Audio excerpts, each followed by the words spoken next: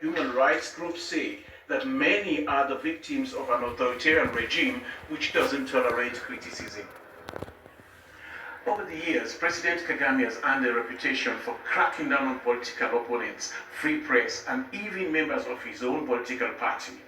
Some have fled the country, others have been imprisoned. There are those who even claim that some people have been killed by the government. Stanley Gatera is the editor of one of the few newspapers in Rwanda that openly criticizes the government. In 2012, he was jailed for a year after his newspaper published a commentary suggesting that men might regret marrying Tutsi women only for their beauty.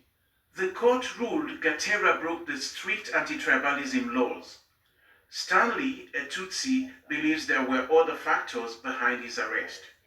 To me, it's because my newspaper is criticizing the government. As I said before, many journalists which works for private newspapers, they fled this country. For me, I did not flee the country. I stayed, and that's why they put me in prison. Stanley's brother, Nelson, was also a journalist and founder of the paper that Stanley now runs. He was also threatened with imprisonment and fled the country 3 years ago.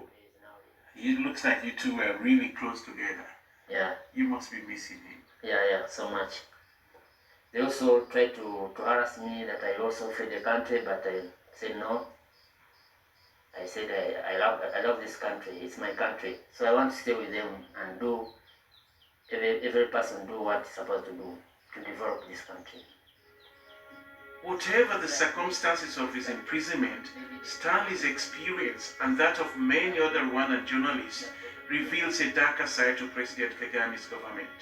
As an African journalist, I've spent time in prison myself, and I share Stanley's desire to see press freedom develop along with the rest of his country. Perhaps his fight is paying off. Last year, the government signed off a series of media reforms that indicate a willingness to loosen its grip. But it's not only media. President Kagame is equally accused of political repression. 2 opposition leaders are currently behind bars, both charged with divisionism. The only opposition party with its leadership intact is the Democratic Green Party. I met its leader, Frank Habineza. Since lose democracy, that's been his biggest challenge.